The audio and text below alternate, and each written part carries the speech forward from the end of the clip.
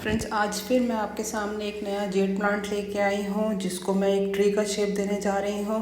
तो फ्रेंड्स, मैंने अपने प्लांट को वाइल्डली ग्रोन होने दिया और इसकी एज भी जो है 4-5 ईयर्स की है। सबसे पहले मैंने इसको 2 ईयर्स नर्सरी पॉट में रखा और उसके बाद जो है ना मैंने इसको 8 इंच के पॉट में ट्रांसफ़र किया और ये अच्छी ग्रोथ ले चुका है। और सबसे पहले ट्री बनाने के लिए मैं इस प्लांट को रीपॉट करूँगी क्योंकि अभी ये जो है प्लांट हमारे पॉट के अंदर है, जिससे कि इसकी ट्रंक की ब्यूटी निकल के आएगी। तो रीपॉटिंग के लिए सबसे पहले मैं जो है इसके नीचे रूट्स के पास जो मिट्टी है उसको थोड़ा सा हटाऊंगी ताकि पॉट प्लांट हमारा अच्छी तरह पॉट में सेट हो जाए।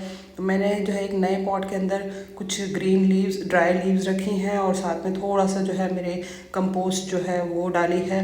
और उसके बाद जो है उसके ऊपर जो है मैंने अपने प्लांट को रख दिया है। प्लांट के आसपास की मिट्टी को स्क्रैच करेंगे ताकि हम प्लांट को अच्छी तरह जो है पॉट के अंदर सेट कर सकें।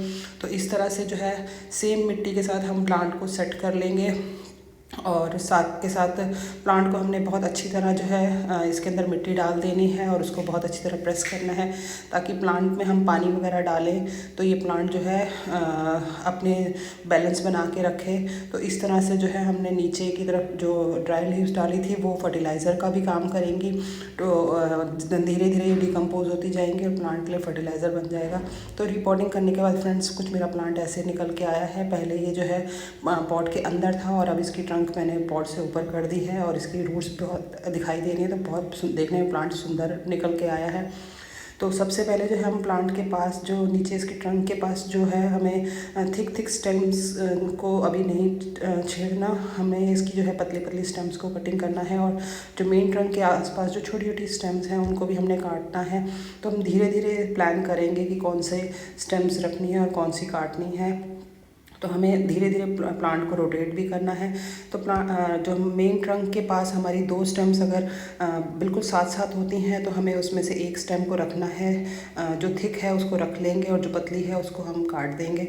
और उसके बाद जो मेरी मेन स्टेम्स जो काफ़ी अच्छी ग्रोथ ले चुकी हैं उनको भी मैं जो है उसकी अभी कटिंग करूँगी ताकि फ्यूचर में जो है ये थोड़ा सा बुशी हो जाए और प्लांट जो है अपना बैलेंस भी बनाए। और जो है हम इसकी ज़्यादा लंबी स्टेम्स को नहीं रखेंगे, अदरवाइज़ प्लांट की ट्रंक की ब्यूटी नहीं दिखाई देगी। तो धीरे धीरे हमें डिसाइड करना है कि कौन सी स्टेम्स हमने रखनी है और हमें उन स्टेम्स को भी काटना है जो कि उसकी ट्रंक को हाइड करती हैं। तो सबसे पहले जो है हमें छोटी छोटी स्टेम्स कटिंग करनी है। फिर उसके बाद जो स्टेम्स हमारी ट्रंक को हाइड कर रही हैं उनकी कटिंग करनी है।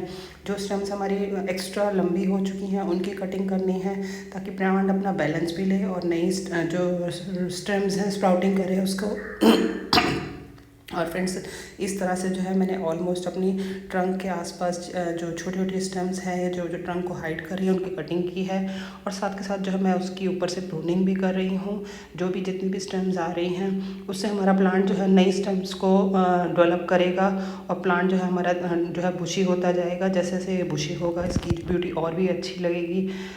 ये जो है एक पूरा एक ट्री वाला लुक देगा। नीचे से जो है हमारी इसकी ब्यूटीफुल ट्रंक दिखाई देगी और ऊपर से जो है ये पूरा लीव से भरा हुआ एक ट्री वाला लुक देगा। तो इस तरह से जो है मैंने जो प्लांट की ऊपर की स्टेम्स हैं सबको इवन कटिंग किया है ताकि प्लांट देखने में सुंदर लगे। और आगे जाके जैसे जैसे ये ग्रोथ करेगा उसके बाद फिर हम दोबारा से प्लान करेंगे कि इसकी कितनी स्टेम्स को वो ग्रोथ रखनी है। तो मैंने ऊपर की सारी ट्रंक स्टेम्स कटिंग कर दी हैं। कुछ स्टेम्स 2 स्टेम्स मेरी नीचे की तरफ को लटक रही हैं, अब उनकी भी मैं कटिंग करूँगी। उनकी भी मैं पैरेलल शेप में ही साइज़ में ही कटिंग करूँगी। और एक स्टेम के बीच में 2 स्टेम्स के बीच में जो एक्स्ट्रा स्टेम्स होती हैं उनको भी काट लेना चाहिए ताकि हमारी जो है स्टेम्स भी अच्छी तरह दिखाई दे और प्लांट जो है वो ब्यूटीफुल दिखाई दे। और प्लांट जो है ज़्यादा बल्जी होगा, स्टेम्स ज़्यादा बीच में रहेंगी तो उसकी ब्यूटी नहीं निकल के आएगी। और साथ के साथ हमें इसकी कटिंग प्रूनिंग भी कर लेनी चाहिए ताकि प्लांट जो है और अपनी नई स्प्राउट्स लेके आए। और प्लांट जो है जितना स्प्राउट्स लेगा उतनी उसकी लीव्स आएंगी, प्लांट बुशी होगा। और 2 स्टेम्स जो हमारी बिल्कुल साथ साथ होती हैं उनकी भी हमें कटिंग कर लेनी चाहिए। उसके बाद हमारे ट्रंक्स के साथ जो छोटी स्टेम जो थिक स्टेम्स हैं थिक स्टेम्स की जो आसपास वाली जो हमारे ट्रंक के पास लीव्स हैं उनको भी कटिंग कर लेना चाहिए। अगर हम उनकी कटिंग करते हैं तभी जाके हमारी जो ट्रंक के आसपास स्टेम्स हैं उनकी ब्यूटी दिखाई देती है और ट्रंक भी बहुत सुंदर तरह दिखाई देता है। तो ट्रंक के आसपास की जो स्टेम्स हैं उसकी जो हमें लीव्स हैं वो बिल्कुल ट्रंक के लेवल्स के वहाँ से हटा देनी चाहिए।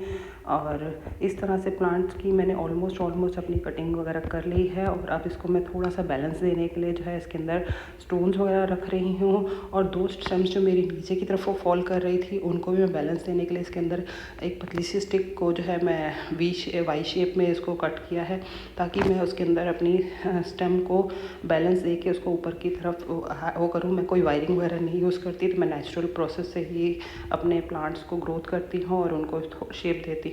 तो जो स्टेम्स नीचे की तरफ फॉल कर रही थी मैं उसको वाई शेप की स्टिक्स के अंदर जो है उसको बैलेंस दे के उसको ऊपर की तरफ को थोड़ा सा एडजस्ट करूँगी। तो फ्रेंड्स उसके बाद फिर हम जब हमारी प्रॉपर प्लांट की जो हम शेप दे देते हैं उसके बाद एक बार फिर हमें चेक कर लेना चाहिए कि कौन सी हमारी जो स्टेम्स एक्स्ट्रा ग्रोथ कर चुकी हैं, पैरेलल नहीं हैं, या कोई छोटी छोटी स्टेम्स हैं जो कि प्लांट की ब्यूटी को हाइड कर रही हैं, वो हमें काट लेनी चाहिए। तो धीरे धीरे हमें अपने प्रोसेस को आगे बढ़ाना चाहिए। धीरे धीरे हम अपने प्लांट को रोटेट करता जाना चाहिए और देखना चाहिए कि कौन सी स्टेम्स हैं या कौन सी ऐसी स्टेम्स हमारे प्लांट की ब्यूटी को हाइड कर रही हैं। तो चाहे वो छोटी हों चाहे बड़ी हों, तो धीरे धीरे हमें रोटेट करके देखना चाहिए। तो इस तरह से जो मेरी मेन ट्रंक के पास छोटी छोटी जो स्टेम्स ग्रोथ ले रही हैं उन सभी की मैं कटिंग कर रही हूँ, ताकि मेरी जो है ट्रंक और ट्रंक के आसपास जो स्टेम्स हैं वो बिल्कुल क्लियर दिखाई दें। और तभी जाके हमारे प्लांट की ब्यूटी निकल के आएगी। तभी हम इसकी जो है एक ट्री वाली लुक को एंजॉय कर सकेंगे और ये प्लांट एक्चुअल में ट्री जैसा लुक दिखाई देगा। अगर प्लांट चारों तरफ से भरा रहेगा तो उसकी एक ट्री वाली लुक नहीं आएगी, क्योंकि ट्री में नीचे ट्रंक का मेन जो है रोल होता है और इस तरह से हमारी ट्रंक भी हैवी बनती है। तो ओवरऑल ये प्लांट का मेरा लुक निकल के आया है। अभी जस्ट मैंने इसकी कटिंग प्रूनिंग करी है। जैसे जैसे टाइम टू टाइम ये ग्रोथ करेगा इसकी ब्यूटी और निकल के आएगी, क्योंकि इसके ऊपर लीव्स और निकल के आएंगी, प्लांट बुशी बनेगा और साथ में जो है ये अपनी